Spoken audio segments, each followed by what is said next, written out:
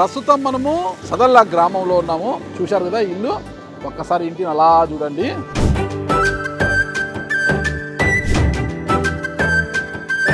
ఈ ఇంట్లో ఉంటున్న వ్యక్తి పేరు ఎన్ వేణుగోపాల్ రెడ్డి.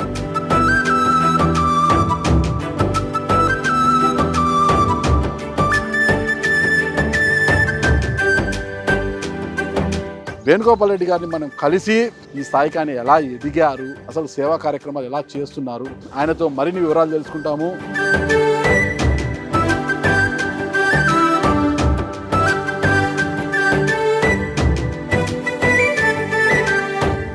ఎలా వచ్చింది ఇంత సక్సెస్ మీకు? లేదండి, చాలా కష్టపడ్డాను. నేను పూలమ్మారా, పాలమ్మారా?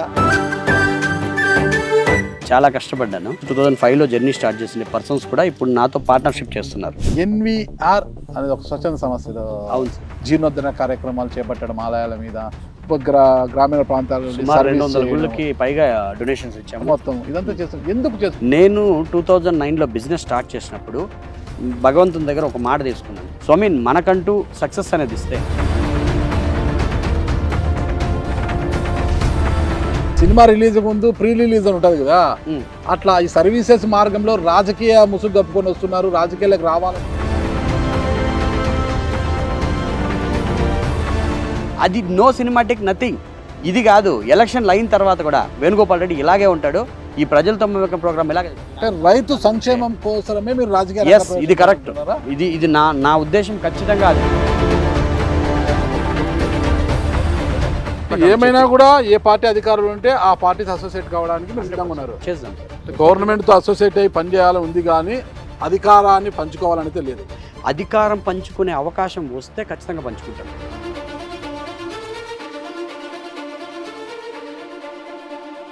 ఓకే వేణుగోపాల్ రెడ్డి గారు, చూద్దాం త్వరలో మీ ప్రకటన ఏది ఉండబోతుందో. Hi, hello, welcome to Suman TV. నేను మీ నాగరాజు బైర్శెట్టిని. ప్రస్తుతం మనము పొంగనూరు నియోజకవర్గం సదల్లా గ్రామంలో ఉన్నాము. చూశారు కదా ఇల్లు, ఒక్కసారి ఇంటిని అలా చూడండి. ఒక ఇంద్ర భవనంలా ఉంది, పెద్ద కాంపౌండ్, చుట్టూ ప్రహరీ, ఒక ఇంద్ర భవనంలా ఉంది కదా.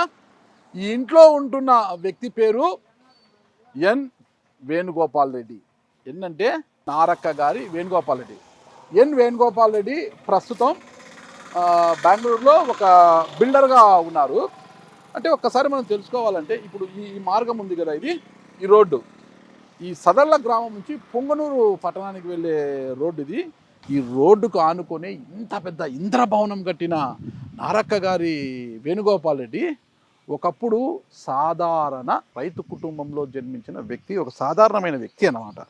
మరి అంత ఒక నిరుపేద రైతు కుటుంబంలో ఉంటున్న వేణుగోపాల్ రెడ్డి ఈ మెయిన్ రోడ్లో ఇంత పెద్ద ఇంద్రభవనం నిర్మించి ఇంత విశాలమైన ప్రాంతంలో ఇంత లగ్జరీగా ఉంటున్నారంటే అసలు ఏం జరిగింది?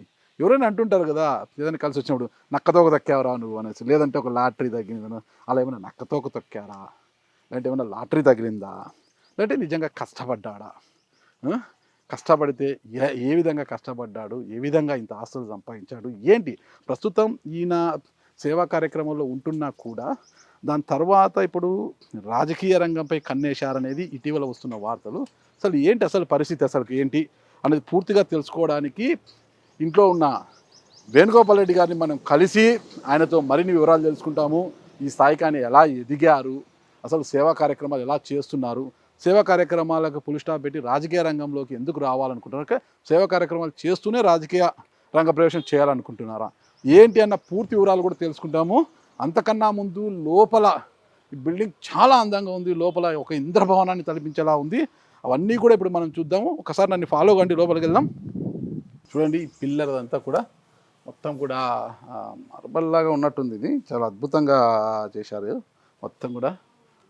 ఎవరు మంచి ఆర్కిటెక్చర్ ఉన్నట్టున్నాడు, డిజైన్ అంతా కూడా. డోర్ చూడండి, మంచి టేక్ డోరు, చాలా బాగుంది. ఓకే, వెళ్దాం, లోపలికి వెళ్తున్నాము. లోపల ఒక్కసారిగా చూడండి, సినిమాలలో చూస్తుంటారు కదా ధనవంతులు, కోటీశ్వర్లు ఎలా ఉంటారు సినిమాలో, దానికి తలపించేలా ఉంది ఇంటి లోపల. ఒక్కసారి రండి. నమస్తేనా, బాగున్నారా వేణుగోపాల్ రెడ్డి గారు? ఓకే ఓకే, మీతో మాట్లాడదామని అదే పనికి వచ్చాను నేను. మీ గురించి వింటున్నా. ఇటీవల ఒక యువకుడు ఒక రైతు కుటుంబంలో జన్మించిన ఒక యువకుడు ఉన్నటువంటి రియల్ రంగంలోకి ప్రవేశించి బాగా సంపాదించారు, సేవా కార్యక్రమాల్లో ఉంటున్నారు అనేసి విన్నాను. సరే చూద్దాం సేవా కార్యక్రమాల్లో ఇంకా ఉన్న లక్ష్యం ఏంటి అనేది. దానికన్నా ముందు ఒక్కసారి మీ ఇల్లుని చూడాలనుకుంటున్నాను. ప్రతి ఒక్కరు కూడా మీ ఇంటి గురించి చాలా గొప్పగా చెప్తున్నారు, ఇల్లు చాలా అందంగా నిర్మించారనేసి. ఓకేనా, చూద్దాం ఒకసారి. పర్మిషన్ ఇస్తారు కదా? రండి. ప్రస్తుతం ఇది సిట్ అవుట్ అనమాట ఇంటికి. ఇక్కడ ఉన్నాం మనము. వేణుగోపాల్ రెడ్డి గారు అదొక హాలు, ఎవరైనా గెస్ట్లు వస్తే కూర్చోవడానికి చాలా బాగుంది. చాలా బాగుందండి ఈ ఫోటో. శ్రీనివాస కళ్యాణం అండి, ఎంట్రన్స్లోనే శ్రీనివాస కళ్యాణానికి సంబంధించిన ఈ ఫోటో ఫ్రేమ్ కూడా పెట్టారు, చాలా చక్కగా ఉంది. దేవతలందరినీ కూడా మనం ఇక్కడే చూడవచ్చు అనమాట. అంటే దీన్ని బట్టి ఏమవుతుంది, వేణుగోపాల్ రెడ్డి గారు ఆయన పేరులోనే ఉంది కదా శ్రీనివాస కళ్యాణం పెట్టారంటే ఆయనకు దైవభక్తి కూడా బాగానే ఉందని మనకు అర్థమవుతుంది. ఇక అంటే ఎంట్రన్స్లోనే పెట్టారంటే ఎవరు వచ్చినా కూడా శ్రీనివాస కళ్యాణాన్ని తిలకించి లోపలికి అడుగు పెట్టాలనే ఒక సంకేతం అనుకుంటా. అందరికీ కూడా ఒక భక్తిభావంతో లోపలికి రావాలనే ఒక ఉద్దేశంతో అనుకుంటాను ఇక్కడే ఈ చిత్రపటాన్ని కూడా పెట్టారు. మనం లోపలికి వెళ్దాము, లోపల మరిన్ని విశేషాలు ఉన్నాయి. మొత్తం ఎంత అండి టోటల్ సైట్? ఎన్ని ల్యాండ్ వచ్చి అరౌండ్ నియర్లీ హాఫ్ ఎకర్ ఉంది సార్. హాఫ్ ఎకర్ ఉంది. కన్స్ట్రక్షన్ అరౌండ్ మీకు ఒక 9,000 to 10,000 square feets per each floor వస్తుంది. ఓకే ఓకే, ఫర్నిచర్ అంతా చాలా బాగుందండి. ఓకే, దేవుని రూమ్ అండి? పూజ రూమ్ సార్. ఓకే ఓకే, మొత్తం టేక్ అండి?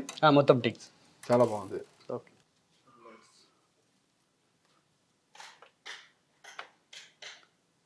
వావ్, ఒక్క నిమిషం లోపల. సరే, ఇది ఒక మందిరం, పూజ గది కదా, ఒక పెద్ద మందిరం లాగా ఉంది. అంటే దేవాలయం ఉంటుంది కదా, దేవాలయం తలపించేలా ఉంది. చూడండి ఎంత విశాలంగా ఉంది.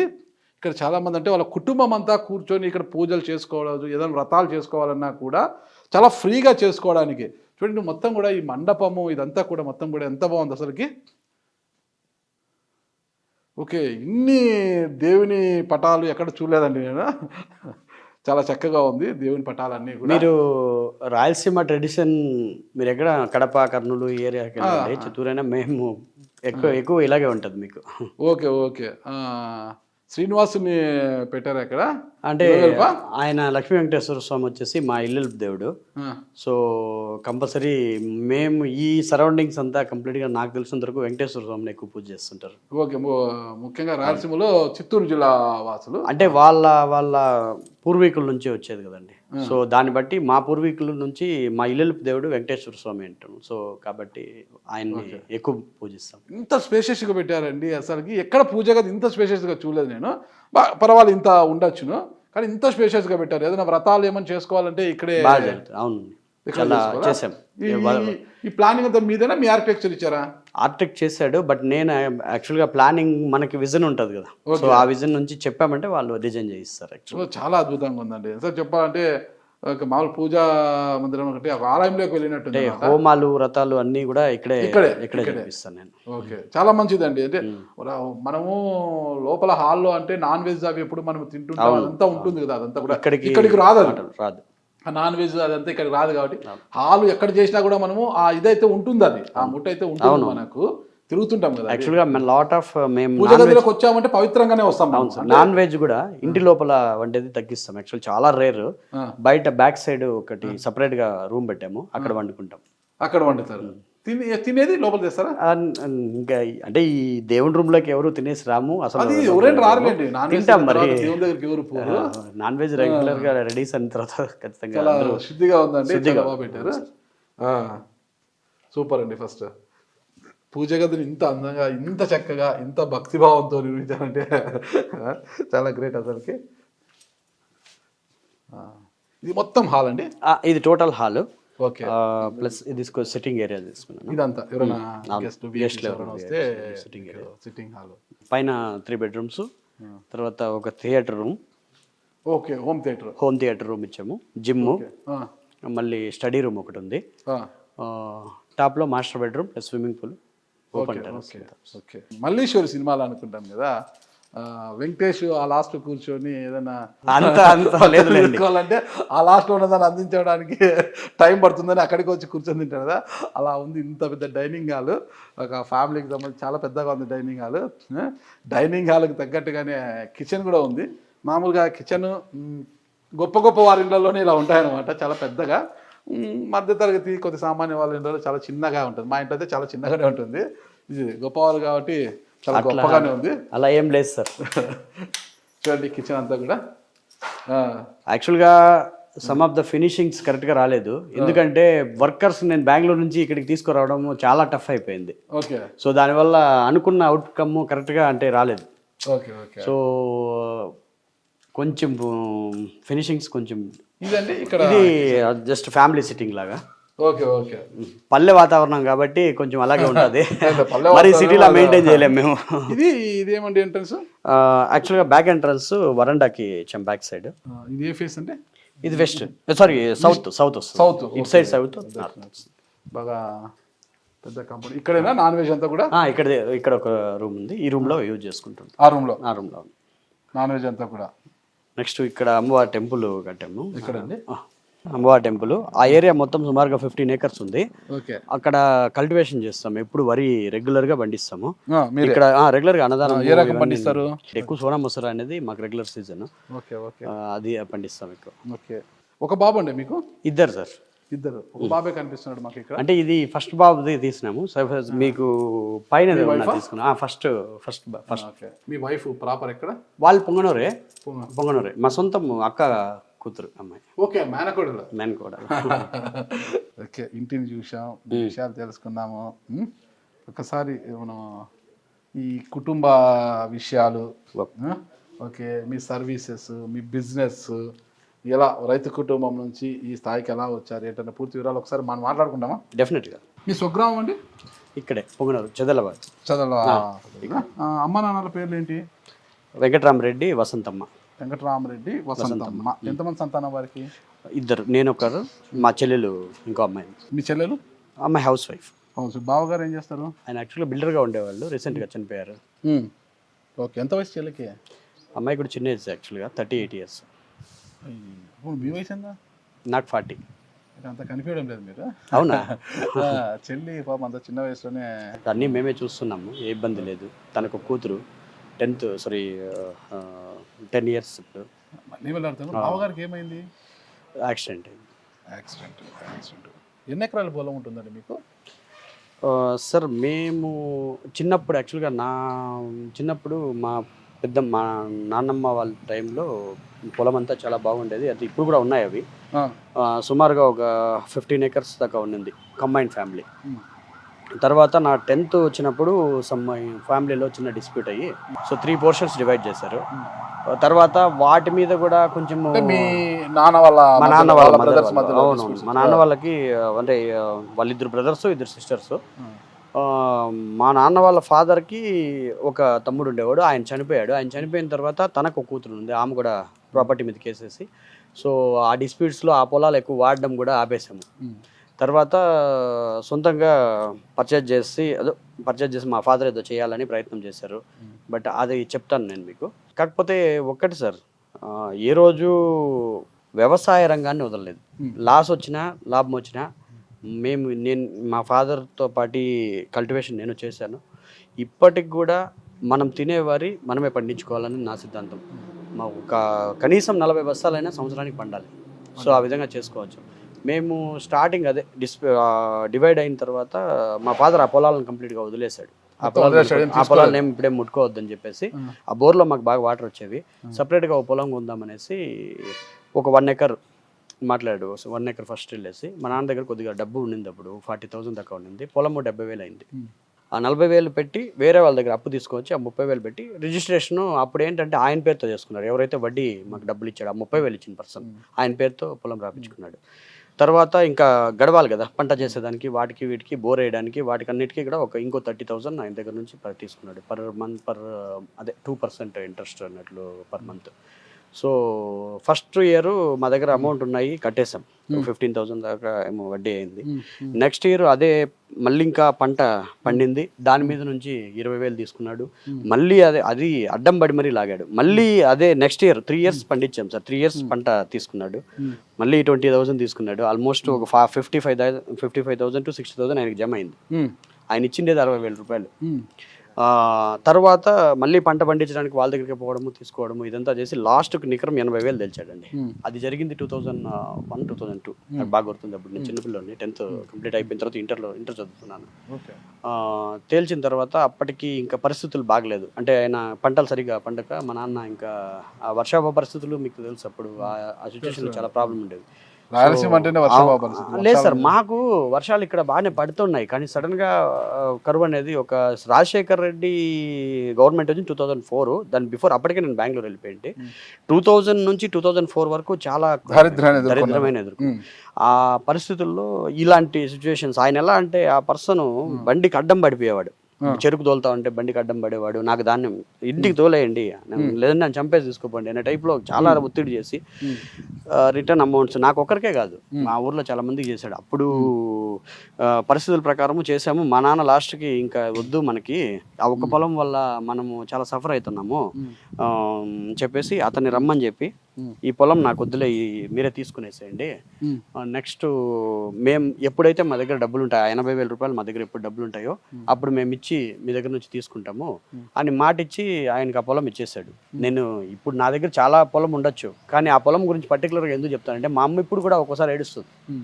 అంత బాధలు పడ్డాము 3-4 years. పాపం వీళ్ళు పెట్టుబడి పెట్టి, అంటే అప్పుడు మాకు పాలు బాగా వచ్చేసారు, ఆవులు అవి వాటిలో పెట్టిండే ఇన్వెస్ట్మెంట్ అవన్నీ తీసుకొని కూడా ఆ దానిలో ఇన్వెస్ట్ చేసిండేది.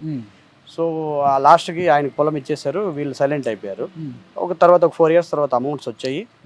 వెళ్ళి ఆయన అడిగారు పాపం, వీళ్ళు అడిగితే లేదు ఇప్పుడు అది 6 లక్షలు అయింది, 7 లక్షలు అయింది, అది ఇది అని చెప్పారు. సరే దాని 1 లక్షకి ఇంకో 1 లక్ష కూడా వేస్తాము ఇవ్వమంటే అతను ఇవ్వలేదు సార్. టిల్ నవ్ ఆ పొలం అలాగే ఉంది, అతని పేరులోనే ఉంది, బట్ నేను తీసుకోలేకపోయాను. గడ్డి బాగా ఉంది, కాసేపు కూర్చొని మాట్లాడదామా? సరే సార్, కూర్చోండి. మీరు ఇంటర్మీడియట్ కదా, మీరు డిగ్రీ కూడా కంప్లీట్ చేయలేదు. ఇప్పుడు చదువు ఒకటే క్వాలిఫికేషన్ అనుకుంటే, ఐఫోన్ సృష్టికర్త స్టీవ్ జాబ్స్ 10th ఫెయిల్ ఆయన. అలాంటి ఆయన ఈరోజు ప్రపంచంలోనే తలెత్తుకోదగ్గ ఒక పరికరాన్ని సృష్టించి మనం ఎప్పుడు గుర్తించుకునేలాగా ఆయన లెగసీ క్రియేట్ చేశాడు. ఆయన ఒక్కరే కాదు, చాలా మహామహులు ఉన్నారు, అవన్నీ మనం పేర్లు చెప్పుకోవాల్సిన అవసరం లేదు సార్. సక్సెస్ అనేది మన ఎఫర్ట్, మన నాలెడ్జ్ మీద డిపెండ్ అయి ఉంటుంది, not the certificates and not the qualification. Me success ఎలా వచ్చింది అంటే, ఒక సామాన్యమైన రైతు కుటుంబంలోకి 1 ఎకరా భూమిని కొనడానికి కూడా ఇబ్బంది పడ్డ నారక్క గారి వేణుగోపాల్ రెడ్డి ఈరోజు ఇంత పెద్ద స్థాయికి, అంటే ఈ సదళ్ళ నుంచి పొంగనూరుకు వెళ్ళే మెయిన్ రోడ్లో ఇంత పెద్ద భవంతి నిర్మించి, ఇంత ఒక్కసారి మీ చేతి పెట్టండి ఇట్లా చూడండి, అలానేం లేదు, ఈ స్థాయికి వచ్చారంటే మీ సక్సెస్ ఉంటుంది. సక్సెస్ ఏంటంటే ఏమన్నా పెద్దవాళ్ళు అంటారు నక్కతోక తొక్కేవారా నువ్వు అనేసి, అలాంటి నక్కతోక ఏమైనా తొక్కేవారా అంటే, లాటరీ ఏదో సిక్కిము, మణిపూర్ ఇట్లాంటి వస్తుంటాయి కేరళ లాటరీలు, ఇలాంటి లాటరీ ఏమన్నా, అతి పెద్ద లాటరీ ఏమన్నా మీకు తగిలిందా? ఎలా వచ్చింది ఇంత సక్సెస్ మీకు? లేదండి, చాలా కష్టపడ్డాను. నేను చెప్తాను, అట్లంతా నేను చెప్పాను, ఆ సినిమా డైలాగ్స్ మనకు రావు, అవంతా అవసరం లేదు. బట్ నా ఎఫర్ట్ నేను చెప్తాను. నా ఫ్రెండ్స్ అందరూ నా workmanship and my legacy is transparency. నాతో జర్నీ స్టార్ట్ చేశారు ఎప్పుడు 2006-2005లో జర్నీ స్టార్ట్ చేసిన పర్సన్స్ కూడా ఇప్పుడు నాతో పార్ట్నర్షిప్ చేస్తున్నారు. అంటే మేమందరం కలిసి ఒక చోట పనిచేసే వాళ్ళము. సో అదే టీం వర్క్ ఉంది మా దగ్గర. సో చెప్తాను మీకు, జస్ట్ మా నాన్న ఆ రోజు ఆ 40,000 రూపీస్ దీని మీద ఇన్వెస్ట్ చేయకుండా ఏ పొంగనూరులోనో 4 గుంట్లు కొనుక్కో అంటే ఈరోజు 4 కోట్లు అయ్యేవి. It's true. బట్ మా నాన్న ఇక్కడ ఎందుకు ఇన్వెస్ట్ చేశారంటే ఆ వ్యవసాయం మీద మాకున్న క్రష్ అంతే. సో దాని మీద అప్పుడు వాళ్ళకి ఇన్వెస్ట్మెంట్ అనేది ఈ బిజినెస్ నాలెడ్జెస్ వాళ్ళకి ఏం తెలియదు. పొలం ఉందా, పొలం పండిస్తాం, ధాన్యం పండిస్తాం, అది పోయిందా బాధపడతాం, తినము అవంతా మళ్ళీ ఇంకా అదే రిపీటెడ్గా మేము చేసుకుంటాం. రైతు తెలిసింది. తర్వాత డైరెక్ట్గా వెళ్ళడమే కన్స్ట్రక్షన్ ఫీల్డ్కి వెళ్ళాము, సూపర్వైజర్గా జాయిన్ అయ్యాను అక్కడ. స్టార్టింగ్ ఈవెన్ అనుభవం మించిన గురువు కానీ ఎవరు లేరండి. మనకు ఒక వర్క్ మీద నిజంగా మనకి కాన్సన్ట్రేషన్ ఉంటే ఆ వర్క్ లెర్న్ చేయడం చాలా ఈజీ అవుతుంది. సో వితిన్ 1 or 2 ఇయర్స్లో టోటల్ వర్క్ అంతా నేను స్టడీ చేశాను, ఇంక్లూడింగ్ స్ట్రక్చరల్ డిజైన్స్ కావచ్చు, ఆర్కిటెక్చరల్ డిజైన్స్ కావచ్చు, ఇన్ఫ్రాస్ట్రక్చర్స్ కంప్లీట్గా ఎలా డెవలప్ చేయాలి, ఈ ప్లాన్ స్టడీయింగ్ అన్నీ నేర్చుకున్నాను. అవి నేర్చుకున్న తర్వాత ఒక మంచి కంపెనీలో నాకు మంచి శాలరీకి, ఈవెన్ ఇంజనీరింగ్ స్టేజ్కి శాలరీస్ వచ్చాయి. సో అక్కడ ఒక టీం క్రియేట్ అయింది. ఆ టీం వచ్చేసి టోటల్గా 5 to 6 మెంబర్స్, వాళ్ళు ఇంజనీర్స్ ఉన్నారు, దాంట్లో supervisors, non technical and technical persons ఉన్నారు. సో మేమంతా ఏం చేస్తామంటే కొద్దిగా అమౌంట్స్ పోక్ చేసుకొని సమ్ ఆఫ్ ద అమౌంట్ ఒక్కొరు 10 lakhs ఈ రేంజ్కి మా శాలరీస్ అప్పట్లో తిన్నామో తినలేదు అవి పెట్టుకునేసి ఒక చిన్న కన్స్ట్రక్షన్ తీసుకున్నాం, ఒక 10,000 square feet లైక్. దానికి ఇన్వెస్ట్మెంట్ అరౌండ్ 40 to 50 lakhs అయింది, పెట్టాము. మంచి సక్సెస్ అయింది సార్. అది అనుకోకుండా ఇప్పుడు భూమ్ అనేది 1 shotలో రైజ్ అయిందంటే మీరు చెప్పినట్లు ఇచ్చేప్పుడు నక్కతోక దొక్కాము. మేము ఎవరిని ఏమి మోసం, కానీ అదృష్టం కలిసి వచ్చింది. సో ఈక్వల్గా అలాగే ఆ షేర్స్ అలాగే పెట్టుకుంటూ స్టెప్ బై స్టెప్ డెవలప్ అవుతూ వచ్చాం. దాంట్లో కూడా లోటుపాట్లు కూడా చూసాం, ఆటుపోట్లు కూడా చూసాం సార్. ఒకసారి ఎప్పుడు 2009లో కన్స్ట్రక్షన్ స్టార్ట్ చేసాము, హ్యూజ్ సక్సెస్. 2010, 2009 to 2013 3 ప్రాజెక్ట్స్ బాగా సక్సెస్ అయ్యాం. మళ్ళీ 2013-14 తర్వాత కొంచెం మార్కెట్ బాగా డెవలప్ అయిపోయింది. ఆ రోజు మేము ఆశించినవి రాలేదు, అమౌంట్స్ రాలేదు. బట్ అయినా కూడా ఒకసారి బిజినెస్లోకి ఎంటర్ అయ్యి బాగా సక్సెస్ అయ్యాం కాబట్టి సో ఆ బ్యాలెన్సింగ్ మెయింటైన్ చేసుకుంటూ ఆ సక్సెస్ని అలాగే తీసుకొని వస్తున్నాం. సరే, మీ సక్సెస్ గురించి మీరు చెప్పారు. మీ సక్సెస్ గురించి నా దగ్గర ఒక సమాచారం ఉంది, చెప్పండి. అది ఎంతవరకు వాస్తవం అంటే బయట జరుగుతున్న ప్రచారం అది. ఓకే. మీరు ఇక్కడ నుంచి బెంగళూరు వెళ్ళింది ఒక సేట్ కుటుంబంలో డ్రైవర్గా వెళ్ళారు. మీరు వారి ఇంటి కారు డ్రైవర్గా వెళ్ళారు. ఓకే. ఒక కారు డ్రైవర్గా ఉంటుంది, వాళ్ళ ఇంట్లో చాలా నమ్మకస్తుడుగా ఉన్నారు. ఒక రోజు ప్రయాణం చేస్తుంటే ఆ రోడ్డు ప్రమాదంలో ఆ ఫ్యామిలీ అంతా మరణించింది, 2 ముసలోళ్ళు మాత్రమే మిగిలారు వాళ్ళ ఇంట్లో. వాళ్ళు ఎప్పుడైతే వాళ్ళందరూ చనిపోయారో ఇంకా మీరే వాళ్ళ మొత్తం సొంతం అనుకొని వాళ్ళ బాధ్యతలని మీపై అప్పచెప్పారు. ఇక ఆ ముసలోళ్ళు 2 చనిపోయినా కూడా ఆస్తి అంతా మీకు కలిసి వచ్చింది, కోట్లాది రూపాయల ఆస్తి మీకు కలిసి వచ్చింది. ఒక డ్రైవర్గా వెళ్ళిన వేణుగోపాల్ రెడ్డికి ఆ కుటుంబంలో ఒక్కడిగా మెలగడంతో ఆ కుటుంబం ఇంకా మొత్తం కూడా భూమి మీద లేకుండా పోయిన తర్వాత, రోడ్డు ప్రమాదంలో చనిపోవడం, ఆ ముసలాళ్ళు కూడా మళ్ళీ అనారోగ్యాలతో చనిపోయిన తర్వాత ఆ కుటుంబానికి చెందిన కోట్ల ఆస్తి మీ పరమైంది. ఆ తర్వాత మంచిగానే వాళ్ళని మీరు మోసం చేయలేదు, వాళ్ళ ఇంట్లో ఒక నమ్మకస్తులు ఉన్నారు కానీ వాళ్ళు ఇచ్చారు కాబట్టి ఆ డబ్బుతోనే మీరు ఈ స్థాయికి ఎదిగారు వ్యాపారాలు చేసి అనేది పొంగనూరు నియోజకవర్గంలో జరుగుతున్న అతిపెద్ద ప్రచారం. Very good. Okay, very good sir. నేను డ్రైవింగ్ నేర్చుకుంది 2009లో. ఓకే. నాకు డ్రైవింగే తెలీదు. 2009లో నేను ఎక్కడ బెలండూరులో డ్రైవింగ్ స్కూల్కి వెళ్ళి driving licence, 4-wheel driving licence తీసుకున్నాను, అది ఇప్పటికీ ఉంది. నేను ఇక్కడ నుంచి పోయినప్పుడు నాకు మోటార్ సైకిల్ తోలేదు కూడా రాదు. Motor cycle even promise motor cycle తోలేదు కూడా రాదు. డ్రైవింగ్ నేర్చుకోవడము, లైసెన్స్ తీసుకోవడం చాలా గ్యాప్ ఉంటుంది. డ్రైవింగ్ నేర్చుకునిందే 2009లో సార్. ఓకే, నేను 1991లోనే డ్రైవ్ చేశాను, 2-wheeler, 4-wheeler కాదు. అవును, బైక్ నడిపేవాడిని నేను. అంటే అప్పట్లోనే కాలేజ్కి వెళ్ళే టైంలో నడిపేవాడిని నేను, బుల్లెట్ అన్ని నడిపేవాడిని. కానీ నేను లైసెన్స్ తీసుకుంది 2004లో. I'm not telling about licence తీసుకోవడం, డ్రైవింగ్ చేయడమే నాకు తెలీదు. 2009 వరకు డ్రైవింగ్ కాదు, నాకేమీ తెలియదు. నేను యాక్చువల్గా బండి నడపడం నేర్చుకునింది 2006లో సార్. 2-wheeler తీసింది కూడా ఓపెన్, బట్ డిస్కవరీ బైక్ ఇప్పటికీ నా దగ్గర ఉంది. 2009లో మేము కన్స్ట్రక్షన్ స్టార్ట్ చేయాలని ఆలోచించి, నా ఫ్రెండ్స్ కూడా కావాలంటే మీకు మామూలుగా వాళ్ళు ఇప్పుడు కూడా నాతో ఉన్నారు, బిజినెస్ పార్ట్నర్సే బెంగళూరులో. So that's what I'm here to free. ఈ దొరికింది కాబట్టి నాకు ఫ్రీ టైం, అక్కడ వాళ్ళు వర్క్ చూసుకుంటున్నారు, నా బిజినెస్కి ఏ ప్రాబ్లం లేదు. సో వాళ్ళు ఉన్నారు. 2009లో నేను ఒక స్టెప్ ముందరికి వెళ్ళాను. ఏమంటే వాళ్ళు అప్పటికి జాబ్స్ చేస్తూ ఉన్నారు సార్. నేను జాబ్ వదిలేసి, అంటే మనం జాబ్ చేసుకుంటూ మళ్ళీ వర్క్ చేయలేం, ఈ ఫీల్డ్ వర్క్ చేయాలంటే నన్ను వాళ్ళు ముందరకు పెట్టారు. వితౌట్ శాలరీ రిస్క్ చేసి కంప్లీట్గా జాబ్ వదిలేసి బయటకు వచ్చి 6 months నేను కంప్లీట్గా సెర్చ్ చేసి ల్యాండ్లు తీసుకోవాలి, ప్లానింగ్ చేయాలి, ఇవన్నీ ఉంటాయని చెప్పేసి వాళ్ళు జాబ్ చేసుకుంటూ నన్ను బయట వదిలేరు. మీరు మొట్టమొదటి వెళ్ళిన తర్వాత ఏ కన్స్ట్రక్షన్ కంపెనీలో పనికి చేరారు? కాంట్రాక్టర్ దగ్గర పనిచేశాను. ఆయన ఫస్ట్ 2004. కాంట్రాక్టర్ పేరు ప్రభాకర్ అనేసి, ఆయన చిత్తూరు దగ్గర ఉంటారు. అంటే చిత్తూరు పక్కన ఏదో పల్లె అండి, తమిళనాడు బార్డరు. ఆయన దగ్గర ఒక 9 months వర్క్ చేశాను. అది చిన్న హౌస్ సార్, ఇండిపెండెంట్ హౌస్, కేర్పురంలో ఇప్పుడు ఉన్నది ఆ హౌస్. అప్పుడు నాకు సైకిల్ దొక్కేవాడిని సార్, ఓపెన్గా. దాంట్లో వైబ్రేటర్స్ ఇవన్నీ నేను పోవడంతోనే సూపర్వైజర్గానే వెళ్ళాను. వైబ్రేటర్లు అన్నీ తీసుకురావడము, కన్స్ట్రక్షన్ అంటే సూపర్వైజింగ్ వరకు. ఏం అనుభవం ఉంది మీకు? సూపర్వైజింగ్ ఇచ్చారు అక్కడ సార్? సూపర్వైజింగ్కి అనుభవం అవసరం లేదు. వాళ్ళు ఫీల్డ్ వర్క్ చేసేది అక్కడ ఒక ఇంజనీర్ ఉంటారు, ఆయన చెప్పిన వర్క్ చేయడం చాలా మనకేం పెద్ద కష్టం కాదు కదా. జస్ట్ వైబ్రేటర్ కరెక్ట్గా పెడుతున్నారా, కాంక్రీట్ రేషియో కౌంటింగ్ చేయడము, ఇది మినిమం నాలెడ్జ్. సో ఆ మినిమం నాలెడ్జ్ మీకు ఉండాలి కదా. ఇంజనీర్ చెప్పినా కూడా వాళ్ళు వైబ్రేటర్ కరెక్ట్గా పెడుతున్నారు కదా, కాంక్రీట్ సరిగ్గా కలుపుతున్నారు కదా, ఎన్ని గంపల ఇసుకోకి ఎన్ని గంపల సిమెంట్ ఈక్వేషన్ ఆయన ఇస్తారు కదా సార్. ఓకే, ఆ ఈక్వేషన్స్ మీకు ఆ క్యాల్కులేషన్స్ కానీ ఆ రేషియోస్ కానీ అన్నీ ఆయన చెప్తున్నాడు, ఆయన చెప్పిన ప్రకారం మేము చేసుకొని వెళ్తున్నాము. ఓకే, సో వాళ్ళు వర్క్ చెప్పి మేము కరెక్ట్గా చేస్తున్నాం కాబట్టి he likes me. Senior engineer ఒక ఆయన ఉన్నారు, యాంటోనీ అనేసి, ఆయన ఇప్పుడు ఉన్నారో చనిపోయారు తెలియదు పాపం, చాలా సీనియర్ ఇంజనీరు. ఆయన వచ్చేసి ఆర్మీలో క్వాలిటీ చెకింగ్ ఇంజనీర్గా ఉండేవాడు. ఆయన పరిచయం అయ్యాడు. పరిచయం అయిన తర్వాత మేము విజయ బ్యాంక్ లైన్ క్లబ్ అని ఉంటుంది మీకు బన్నేర్గడ్డ రోడ్లో, బన్నేర్గడ్డ రోడ్లో Vijaya bank line club back side పెద్ద అపార్ట్మెంట్. ఆయన చాలా హెల్ప్ అయ్యాడు నాకు. కన్స్ట్రక్షన్ ఈవెన్ సంబంధించిన టోటల్ బుక్స్ మెటీరియల్స్ అంతా ఇచ్చి, ఎందుకంటే నాకు కొంచెం మినిమం నాలెడ్జ్ ఉంది కదా, మరీ అంత ఇదైతే కాదు, ఆ బుక్స్ అన్ని స్టడీ చేయమని చెప్పి నీట్గా దీన్ని పట్టే ఉంటుంది టోటల్గా ప్రాక్టికల్గా మీరు చేసేదానికి వర్క్ చేసేదానికి బాగా హెల్ప్ అవుతుందని ఆ బుక్స్ ఇచ్చి 1 year నాకు ట్రైనింగ్ ఇచ్చాడు సార్. 2004 మళ్ళీ ఇలైట్ గ్రూప్ అని ఆ గ్రూప్లో వర్క్ చేసాం 1 year. అది అయిన తర్వాత ఎస్ఎల్ఎస్ డెవలపర్స్ అని శేఖర్ రెడ్డి భువనగిరి ఎమ్మెల్యే, ఇప్పుడు ఓడిపోయారు, ఆయన దగ్గర జాయిన్ అయ్యాం, సైట్ ఇంజనీర్గా జాయిన్ అయ్యాం. So we got good salary and their circle బాగా ఏర్పడింది మన ఇంజనీర్ సర్కిల్స్ కానీ ఫ్రెండ్స్ కానీ. సో అక్కడ నుంచి మేము థాట్ స్టార్ట్ చేసాం 2006-2007 నుంచి. అంటే బయట వస్తున్న ప్రచారానికి దానికి సంబంధం లేదంటారు అసలు, దానికి అసలు లేనే లేదు కదా సార్. నేను ఇంకో విషయం కూడా చెప్తాను సార్. 2003 నేను ఇక్కడ నుంచి వెళ్ళిన తర్వాత 2004లో కూడా రెగ్యులర్గా ఎవ్రీ వీక్ నేను ఊరికి వచ్చి వెళ్ళేవాడిని. ప్రతి ఒక్క వీక్ మా ఫ్రెండ్స్ అందరూ కలిసేవాళ్ళం. నేను కార్ స్టీరింగ్ పట్టిందే 2009లో. ఆ కార్ స్టీరింగ్ పట్టింది ఫస్ట్ డ్రైవింగ్ స్కూల్ది, 15 days ట్రైనింగ్ ఇచ్చారు. తర్వాత నేను శాంట్రో కొన్నాను, ఆ కార్ స్టీరింగే పట్టా. ఓకే, ఉందా శాంట్రో ఇప్పుడు? అది ఒక బ్యాడ్ మెమరీ సార్ యాక్చువల్గా. అది నేను 2012లో వెర్నా కొన్నాను.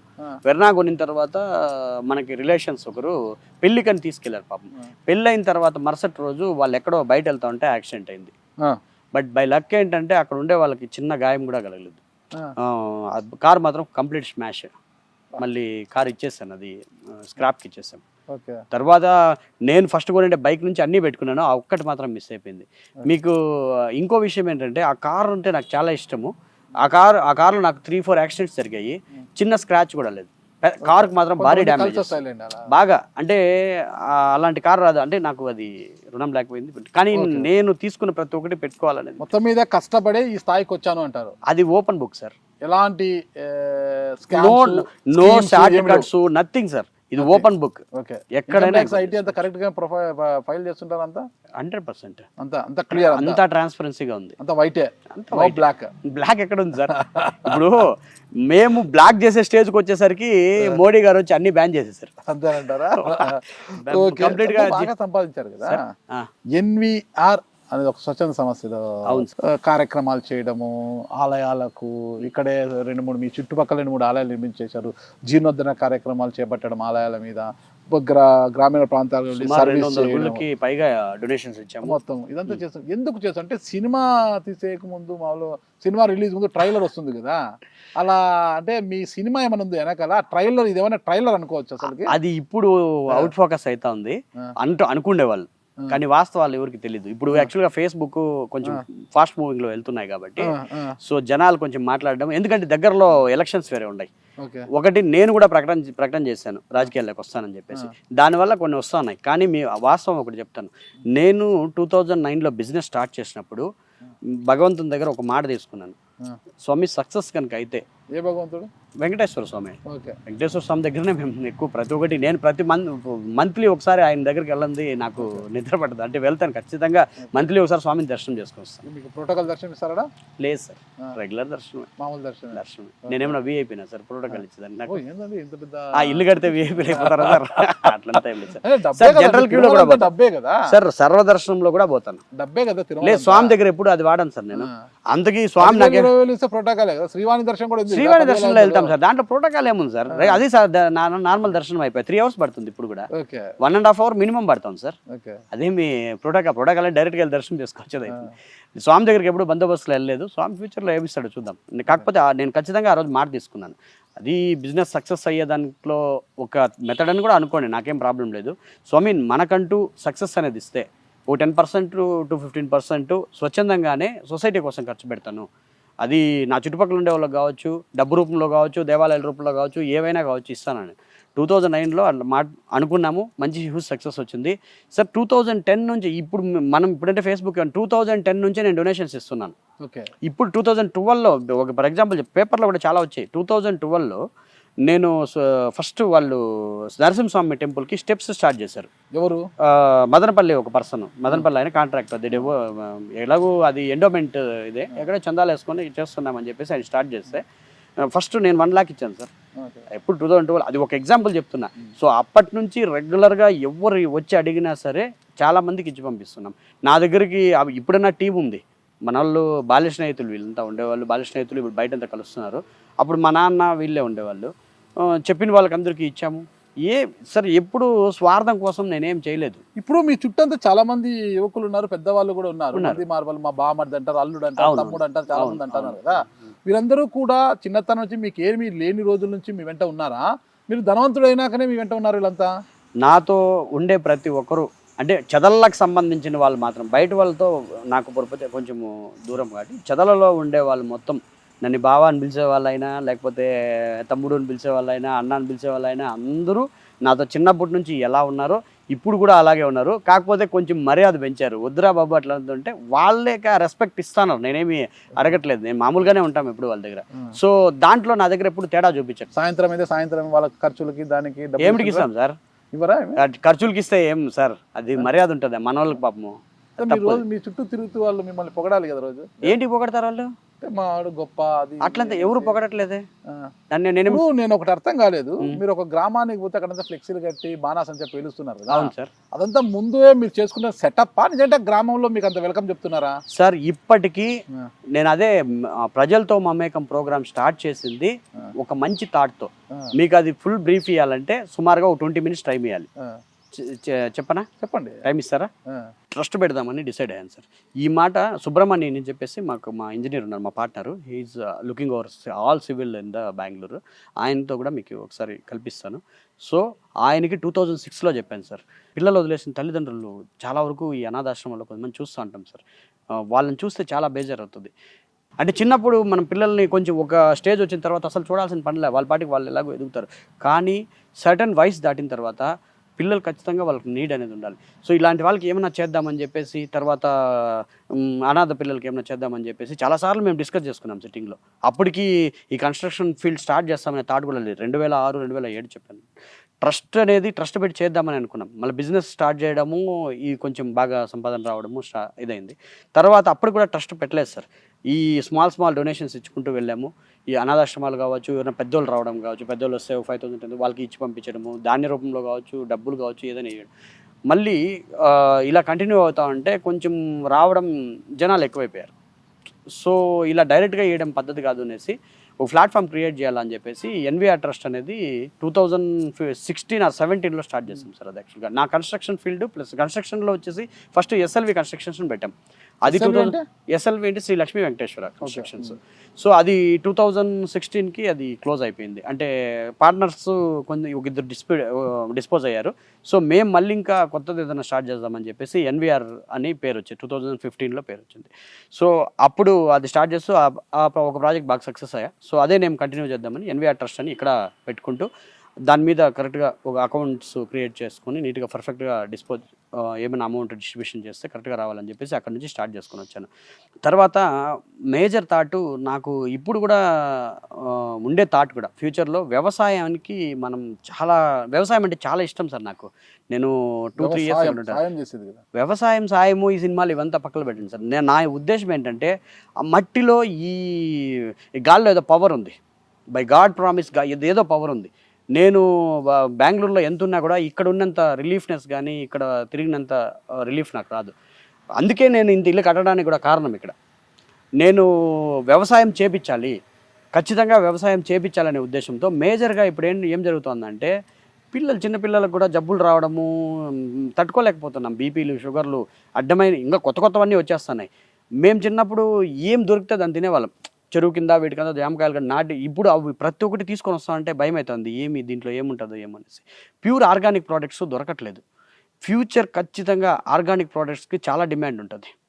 ఇది ఇప్పుడు ఏదో ఒక రెవల్యూషన్ లాగా చేయాలనేది ఏం లేదు.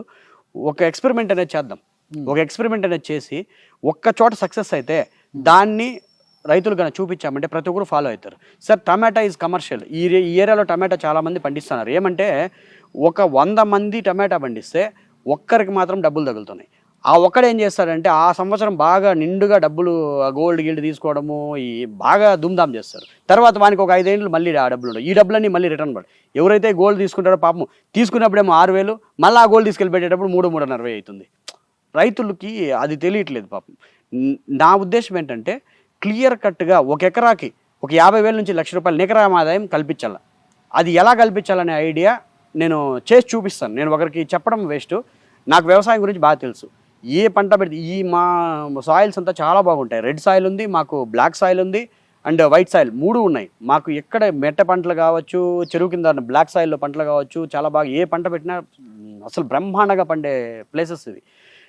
నేను ఒక ఎకరం పొలం తీసుకొని దానికి అయ్యే పెట్టుబడి 20,000 కావచ్చు, 25,000 కావచ్చు పెట్టి దాంతోపాటు ప్రైవేట్గానే ఇన్సూరెన్స్ ఒకటి దానికి ప్రొవైడ్ చేయాలనేది ఒకటి ఉంది సార్ థాట్. అది గవర్నమెంట్ వల్లనే సాధ్యమవుతుంది సార్. అది నేను ఒక్కడ అనుకుంటే కాదు. ఆ ఇన్సూరెన్స్ అనేది రైతు కరెక్ట్గా మొబలైజ్ చేయగలిగితే టోటల్గా పంట నష్టం అనేది జరగదు సార్. ఖచ్చితంగా పంట నష్టం ఆయన సార్ రైతు పెట్టుబడి పెట్టిండే పంట నష్టపోయినా పర్లేదు సార్, పెట్టుబడి పెట్టిండే డబ్బులు వాళ్ళకి జోబీలోకి వచ్చేయాలి సార్. పాపము పెట్టి నష్టపోయి 4-5 సార్లు నష్టపోయినా కూడా మళ్ళీ వాళ్ళు పెట్టుబడి తీసుకొని అప్పు తీసుకొచ్చి పెడతాను. నేను అప్పుడే అదే మీకు చెప్పాను. ఈ పెట్టుబడులు పెట్టడం వల్లే మేము అప్పుడు లాస్ ఆ పెట్టుబడులు వెనక రాకుండా పంట నష్టం జరిగి మేము ఆ పరిస్థితులు అనుభవించి ఆ ఉండే నికర పొలం కూడా పోగొట్టుకోవడం జరిగింది. సో ఆ పరిస్థితులు ఏదన్నా మన వల్ల అయితే ఒక చిన్న థాట్తో ఎకరంలో పర్ఫెక్ట్గా వాళ్ళకి 20,000 పెడితే 20,000 ప్రాఫిట్ వచ్చేట్టుగా క్రియేట్ చేయాలనేది నా ఇంటెన్షన్. అది చేసి చూపిస్తాం. అది ఎలాగంటే సర్వీసెస్కి దీనికి ఏం సంబంధము సార్? Services is different. మరి మీకు ఇప్పుడు సర్వీసెస్ మీరు చేస్తున్నారు అంటే సినిమా రిలీజ్ ముందు ప్రీ రిలీజ్ అని ఉంటుంది కదా, అట్లా ఈ సర్వీసెస్ మార్గంలో రాజకీయ ముసుగు కప్పుకొని వస్తున్నారు. రాజకీయాలకు రావాలనే ఉద్దేశంతోనే గ్రామాల్లోకి వెళ్తున్నారు. మీరు వెళ్లే ముందే అక్కడికి జనాల్ని పంపించి ఫ్లెక్సీలు మీరే ఏర్పాటు చేయించి బాణాసంచా పిలిపించి చాలా హంగామా చేస్తున్నారు. అంటే లేకపోతే మీరేమైనా ఒక పెద్ద విఐపీనా లేదంటే ఒక నాయకుడా? మీరు గ్రామాల్లోకి వస్తే ప్రజలు మీకు ఫ్లెక్సీలు కట్టి బాణాసంచా పేల్చడానికి తప్పట్లు కొట్టడానికి మీరేమైనా విఐపీనా కాదు కదా. ఇదంతా మీరు చేస్తున్న సెట్టింగ్ అంటున్నారు. Yes correct. దానికి కూడా చెప్తా. ఒక గ్రామంలో మేజర్గా ప్రజలకు అందరికీ గుడి బడి అనేది చాలా ఇంపార్టెంట్ సార్. మీరు ఎక్కడన్నా ఇండివిజువల్ కాకపోతే ప్రాబ్లమ్స్ వాళ్ళు ఇంటింటికి ప్రాబ్లమ్స్ వస్తాయి. కాకపోతే గుడి దగ్గరకు వచ్చేసరికి 10 మంది, మేము పల్లెల్లో పుట్టిన వాళ్ళే 10 మంది కూర్చొని మాట్లాడుకుంటారు. ఆ గుడికి సహాయం చేస్తే వాళ్ళందరూ వచ్చి ఆహ్వానిస్తున్నారు. దాంట్లో తప్పేముంది సార్? అది నో సినిమాటిక్ నథింగ్. ఇది కాదు, ఎలక్షన్లు అయిన తర్వాత కూడా వేణుగోపాల్ రెడ్డి ఇలాగే ఉంటాడు. ఈ ప్రజలతో మమేకం ప్రోగ్రామ్ ఇలాగే జరుగుతుంది. ఫ్లెక్సీలు కట్టమనేది నేను కాదు, ఎవరినన్నా ప్రెజర్ వేసినామని చెప్పండి. ఫ్లెక్సీలు కట్టమని వాళ్ళు నిన్న కూడా ఒక ప్రోగ్రామ్ జరిగింది సార్. నేను వద్దు ముర్రో అని మొత్తుకున్నాను. ఎలా అంటే ఒక విలేజ్, నేను పోయిన ప్రతి ఒక్క విలేజ్లోన పాపం కొన్ని కాంట్రవర్సీలు జరుగుతున్నాయి. ఏం జరుగుతుందంటే ఒక విలేజ్ ఎగ్జాంపుల్ చెప్తాను. పాపం ఒక అబ్బాయి కాంట్రాక్ట్ దీంట్లో పనిచేస్తున్నాడు గవర్నమెంట్ కింద టీచర్గా. అబ్బాయి ఫోటో అందులో పడింది. ఓపెన్గా రివీల్ చేస్తాను. ఆయన పేరు చెప్పేది వద్దు, వాళ్ళకు కూడా బాగా క్లియర్గా తెలుసు. ఆ village panchayat president or something ఎవరైనా ఉండొచ్చు. ఆ పర్సన్ ఇమ్మీడియట్గా ఆ రోజు నైట్ ప్రోగ్రామ్ జరిగితే నెక్స్ట్ డే మార్నింగ్ వానికి మెమో ఇచ్చి సస్పెండ్ చేయడం జరిగింది. మళ్ళీ ఆ పిల్లోడు వెళ్ళి ఏదో మాట్లాడుకొని వాళ్ళ ఊర్లో మళ్ళీ దాని గురించి డిస్కషన్ ఒకటి, ఏమంటే ఏమన్నా జరగని చూసుకున్నాము, ఏం చేస్తారో చూద్దాము అంటే అది ఒక వాళ్ళకే ప్రాబ్లం అవుతుంది. ఇది నాయకులకు తెలుసో తెలియదు నాకు తెలియదు, కానీ ఈ లోకల్లో చోటమొట్ట వాళ్ళు ఈ ప్రాబ్లమ్స్ అయితే చేస్తున్నారు. అది జరిగిన తర్వాత ఆయన వెళ్ళి మళ్ళీ వాళ్ళని అడిగి మళ్ళీ కొంచెం పెద్ద స్థాయిలో వెళ్ళి కలిసి నేను ఇంకేం చేయను, నేను ఫ్లెక్సీల్లో వేయను అని చెప్తే మళ్ళంకా ఆయన్ని రీవోక్ చేయడం జరిగింది. నేను అదే చెప్తున్నా, ఫ్లెక్సీలు అవసరం లేదు, మనుషులు గుండెల్లో పెట్టుకోండి చాలు. అవసరం ఏముంది సార్? సార్ ఇక్కడ ఇవన్నీ నిజంగానే మాత్రము ప్రజలు స్వచ్ఛందంగా వాళ్ళే ఇస్తున్నారు ప్రేమతో. సార్ కొన్ని చోట్ల సార్, అన్ని చోట్ల వేయట్లేదు. ఇప్పుడు మేము వేసిన చోటైనా ముందు మీరైతే వేయడం లేదు, ప్రజలే వేస్తున్నారు. ఆ వ్యవసాయంకి దీనికి ఏం సంబంధం అడిగితే, వ్యవసాయం కూడా ఒక రకమైన సేవే కదా సార్. ఇప్పుడు వ్యవసాయ రంగం కుదేలైపోతుంది. నేను ఆలోచించేది ఏంటంటే వ్యవసాయ రంగంలో ఉన్న వాళ్ళకి ఆడబిడ్డల్ని పెళ్ళిళ్ళకి ఏమంటారు? ఎందుకు? వాళ్ళు మనుషులు కదా. ఇప్పుడు ఇలాగే అందరూ ఆలోచించి ఇక్కడ నుంచి అందరూ వెళ్ళిపోయి వాళ్ళు వ్యాపారాలు చేసుకుంటే రేపు తిండి ఎట్లా దొరుకుతుంది సార్? వ్యవసాయం చేసేవాళ్ళు వ్యవసాయం చేయాలా. వ్యవసాయ రంగం కూడా సార్, కొంతమంది సాఫ్ట్వేర్ ఇంజనీర్స్ ఊర్లకు వచ్చేసి ఒక 5 ఎకరాల పొలం కొనుక్కొని ఆర్గానిక్ ప్రోడక్ట్స్ పండిస్తూ సిటీలకు పంపించడం నేను చూస్తున్నాను. నా ఫ్రెండ్స్ కూడా కొంతమంది ఉన్నారు. వాళ్ళు చెప్తున్నారు కదా, చాలా లాభసాటి వ్యవసాయము, నికరం 1 ఎకరం మీద ₹1,00,000 పైన సంపాదిస్తాము, మీరు కరెక్ట్గా చేయాలంతే, దాన్ని పర్ఫెక్ట్గా మొబిలైజ్ చేయాలి. అగ్రికల్చర్ని ప్రభుత్వం డీప్గా దాని మీద కాన్సన్ట్రేషన్ చేసి ప్రభుత్వం ప్రజలకి రైతు సాయము, రుణమాఫీ ఇవన్నీ ఇస్తున్నారు సార్. కాకపోతే రైతుకి దాన్ని యూటిలైజ్ చేసి కరెక్ట్గా మళ్ళీ ప్రోడక్ట్ వెనకాలకు తీసుకొని దాన్ని వాళ్ళు మార్కెట్ చేసుకునేది వాళ్ళు కల్పించట్లేదు. నా అజెండా అదే. అది కూడా ఒక రకమైన సేవ సార్. సొసైటీకి అది చాలా ఇంపార్టెంట్. నెక్స్ట్ రాబోయే తరాలకి అది చాలా ఉపయోగపడుతుంది. నా ఉద్దేశం ఏంటంటే వార్ హౌసెస్ సార్, ఈ పొలిటికల్ ఎంట్రీకి కూడా అదే మేజర్ బేస్. నేను అడుగుతాను సంక్షేమం కోసమే మీరు రాజకీయ. ఇది కరెక్ట్. ఇది నా ఉద్దేశం ఖచ్చితంగా అదే. ఏమంటే రైతు ఒకటి, యువత ఉపాధి కల్పించాలి. ప్రతి ఒక్క మండలంలోన వార్ హౌసెస్ క్రియేట్ చేసుకుంటూ కోల్డ్ స్టోరేజెస్ ప్రభుత్వమే చేయాలి సార్. రైతుకి ఏం పంట వేయాలనేది ప్రభుత్వమే సూచనలు ఇవ్వాలి, వాటర్ దానికి కల్పించాలి, వాళ్ళకి కావాల్సినవన్నీ అందజేస్తూ మళ్ళీ ఆ ప్రోడక్ట్ ప్రభుత్వమే పర్చేజ్ చేయాలి. పెట్టి దాని నుంచి కావాల్సిన సిటీస్కి కానీ అది చాలా ఈజీ ప్రభుత్వానికి. ఒక మండలానికి ఒక హెడ్ క్వార్టర్స్ చాలు సార్. ఈ మండలం మొత్తం పండే పంటలు మొత్తం ఒక చోట ఒక ఏరియాకి ఒక వార్ హౌసెస్ తీసుకునేసి అక్కడ కోల్డ్ స్టోరేజెస్ అన్నీ పెట్టుకొని, అది కూడా ఏమంటే వాళ్ళ ప్రభుత్వం స్వచ్ఛందంగా సక్సెస్ అవుతుంది అని రైతు కన్నా ముందరకు వచ్చాడంటే ఖచ్చితంగా రైతుకు చేయమని చెప్పండి. రాని వాళ్ళకి అవసరం లేదు. ఇది కల్పిస్తే ఏమవుతుందంటే సార్, పాడి పరిశ్రమ బాగా అభివృద్ధి చెంది. మా ఏరియాలో పాడి పరిశ్రమ బాగుంది. నెక్స్ట్ అగ్రికల్చర్ చేసేవాళ్ళు ప్రతి ఒక్కరు ఇప్పుడు ఎవరైతే పంటలు పండిస్తున్నారో వాళ్ళందరూ ఇప్పుడు రియల్ ఎస్టేట్ చేసుకుంటున్నారు. ఏమంటే పోతే 1000-2000 వస్తుంది, మాకు చాలే, తెల్లవారు నుంచి సాయంకాలం వరకు కష్టపడే పనిలో 1 గంట డీలు చేసుకున్నాం. కానీ వాళ్ళు ఖచ్చితంగా వ్యవసాయం అంటే ఇష్టం ఉండేవాళ్ళే సార్. ఇప్పుడు మీరు ఈ సరౌండింగ్ మొత్తం చూడండి సార్, ఈ బైపాస్ దగ్గర ఇది మొత్తం అగ్రికల్చర్ ప్రాపర్టీ. ఇప్పుడు ఏమైంది సార్, లేఅవుట్లేదు సార్. ఒక మనిషి నివాసం ఉండేదానికి ఒక సిటీనే డెవలప్ అవుతుంది అనుకోండి, ఎంతమంది హ్యూజ్ ఆఫ్ క్వాంటిటీ అక్కడికి వస్తారో అంతమందికి కరెక్ట్ నివాసయోగ్యమైన స్థలం తీసుకోండి, లేఅవుట్లు కావచ్చు, ఏమైనా కావచ్చు. కానీ దాని నుంచి ఎక్స్టెన్షన్ మీకు 1 కిలోమీటర్ రేడియస్లో సరిపోతుంది ఇప్పుడుండే లివింగ్కి కానీ అందరికీ. అంటే వీళ్ళు ఏమంటే 10 కిలోమీటర్ల సరౌండింగ్లో లేఅవుట్లు వేస్తారు మొత్తం. సో దానివల్ల అగ్రికల్చర్ ప్రాపర్టీస్ అన్నీ రేట్లు వస్తాయి అని చెప్పేసి ప్రాపర్టీస్ అమ్ముకోవడము, డెవలప్మెంట్ పేరుతో కొంచెం. అగ్రికల్చర్ అంటే కొన్ని ప్లాట్లింగ్ వేరే మీరు ఏం సార్, నేను ఇంతవరకు చేయలే, మీకు అదే చెప్తున్నా. ఐఎమ్ డెవలపర్, నేను ఖచ్చితంగా వ్యవసాయ భూములను కొనేసి ఇట్లా నాశనం చేసి ఫ్లాట్లు వేసేది నాకు అది నచ్చదు. ఒక విషయం అడుగుతాను, స్ట్రైట్ చెప్పాలి. చెప్పండి సార్. ఊరికి వచ్చినప్పుడు చాలా పెద్ద మనిషిలాగా అంటారంట, పంచకట్టు, వైట్ షర్ట్. అవును సార్, అది పల్లెలో గ్రామీణ ప్రాంతాలకు వెళ్ళినప్పుడు పెద్ద మనుషులు. బెంగళూరుకి వెళ్ళినప్పుడు మీలో ఇంకో 2వ షేడ్ బయటకు వస్తుందంట కదా? ఏమొస్తుంది సార్, నాకు తెలియదు. ఏం షేడ్ అంటారు? బాగా జల్సా చేస్తారంట, బాగా మందు కథ. ఫొటోస్ ఉంటే చూపించండి సార్. అది లేదు, నేను అడిగాను వీడియోస్ ఫొటోస్ ఏమైనా ఉన్నాయా వైరల్ చేద్దాం సార్. ఇప్పుడు ఒకటి చెప్తాను, యాక్చువల్గా మనము ఒక కల్చర్లో ఉన్నప్పుడు ఈ కల్చర్లో పెరుగుతున్నాం. ఈ సొసైటీ దీనికి తగినట్లుగా ఉండాలి. సిటీకి వెళ్తాం, సిటీ కల్చర్ వేరే, అక్కడ ఫ్రెండ్స్ వాళ్ళతో అసోసియేట్ అయ్యేదానికి దానికి ఒక కల్చర్ ఉంది. ఆ కల్చర్, ఆ సాంప్రదాయాన్ని నేను డిస్టర్బ్ చేయాల. ఏం చేసినా మీరు చెప్పేదంటే జల్సాలు ఇవంతా నేను ఎప్పుడు అలా చేయను. చాలా సాంప్రదాయబద్ధంగా ఉంటాను. మా తల్లిదండ్రులు నాకు బాధ్యతగా పెంచారు, నన్ను ఇప్పుడు కూడా బాధ్యతగానే ఉంటాను, పెద్దలకు రెస్పెక్ట్ ఇస్తాను. కానీ అక్కడ ఉండాల్సిన పరిస్థితులు తగినట్లు కొంచెం మార్పులు చేరుతుంటాయి, కానీ మనిషిలో మార్పు ఉండదు. మనిషి ఒకటే మనిషి. అయోధ్యకి వెళ్ళారా? అయోధ్యకి మేము I'm a common man sir, నన్ను ఎవరు పిలుస్తారు? అట్లా కాదు ఇప్పుడు కాదు. ఓకే, మీరు అన్నట్లు ఖచ్చితంగా వెళ్తాను. బట్ ఇప్పుడు లాక్స్ ఆఫ్ ద పీపుల్ ఉన్నారు సార్ అక్కడ. కనీసం ఫ్లైట్లు పెట్టేదానికి కూడా జాగా లేదంటే 150 ఫ్లైట్స్. అట్లీస్ట్ కొంచెం టైం ఇవ్వండి. నిన్నంతా అవే చూసుకుంటూ ఉన్నాం మేము. నాకు తెలిసిందే నా పరిధిలో ఉన్నంత 4-5 గుళ్ళు విజిట్ చేశాను. పొంగనూరులో ఏ పార్టీ గెలిచే అవకాశం ఉంది? పొంగనూరులో ప్రస్తుతానికి మీకు తెలియాలి సార్, మీరు జర్నలిస్ట్, నాకంత ఐడియా లేదు. మీరు నాయకుడు ప్రజల్లో ఉన్నారు కదా, గ్రామాలు తిరుగుతున్నారు కదా, ప్రజాస్పందన ఎలా ఉంది అసలు? ప్రజాస్పందన ఆడికి పోయిన వాళ్ళు ఎవరు రాజకీయాలు మాట్లాడలేదు సార్. కొంతమంది వైసీపీ చెప్తారు, కొంతమంది టీడీపీ చెప్తారు. వాళ్ళు అలానే ప్రతి ఒక్కరు పార్టీ కూడా బలంగా ఉంది కదా ఇప్పుడు. ఏంటి ఇక్కడ బీసీవైపీ పార్టీ రామచంద్ర యాదవ్ వాళ్ళ అంటే ఇంకా పోటీ చేయలేదు కదా, పార్టీ బాగానే బలంగా ఉంది అంటున్నారు. దాని గురించి నేను డిస్కస్ చేయలేదు కదా. నా దగ్గర ఎవరు తీసుకురాలేదు. నా దగ్గరకు వచ్చింది 2 గురించే. జనసేన ఎలాగో పోటీ, బీసీవైపీతో ఈ 2 పార్టీగా బీసీవైపీతో అసోసియేట్ పనిచేయడానికి సిద్ధంగా ఉన్నారా? అధికారంలోకి వస్తే దాంతో కూడా అసోసియేట్ అవుతాం. ఏదైనా అధికారంలో ఉండాలి, అధికారంలో ఉండాలి. అంటే అధికారం ఉంటే మీకు కొద్ది పవర్ ఉంటుంది, పవర్ ఎంజాయ్ నాకు చేయొచ్చు. పవర్ వద్దు, నాకు పవర్ అవసరమే లేదు. ఆల్రెడీ పవర్ లేని పార్టీ నేను పవర్ తీసుకోవాలంటే నేనే ఆల్రెడీ పవర్ క్రియేట్ చేసుకుంటా సార్. నాకు పవర్ అవసరం లేదు సార్. నేను అదే చెప్తున్నా. చేయాలంటే ఏదో ఒక రాజకీయ పార్టీ అసోసియేట్ సరిపోతుంది. సార్ అసోసియేషన్ అయ్యేది వేరు. అసోసియేషన్ అవుతానంటే సమ్ ఆఫ్ ద పథకాలు ఏవైతే వీళ్ళు పెడతారో రైతులకు అందే వాటివి, ఇప్పుడు 90% of investment, 10% of funding from the government ఏదో సంథింగ్ ఉంటాయి సార్. వాటిని ప్రజల్లోకి తీసుకొని వచ్చి ఏదో నాకు అన్ని పథకాలు తీసుకురాలేకపోను, కానీ రైతులకు ఉపయోగపడే కొన్ని ఉంటాయి. ఇప్పుడు నా ఉద్దేశము, నేను ఇప్పుడు అడ్మినిస్ట్రేషన్ వాళ్ళతో మాట్లాడచ్చు, కలెక్టర్ గారితో కానీ ఏమైనా వెళ్ళేసి సార్ నా ఆలోచన చెప్తాను సార్, ఇలా రైతులకి ఇన్సూరెన్స్ ప్రొవైడ్ చేస్తూ ఒక్క ప్లేస్, ఇప్పుడు అట్లీస్ట్ చదల గ్రామం తీసుకుంటాము, ఇక్కడ సుమారుగా 600 ఎకరాల పొలం ఉంది.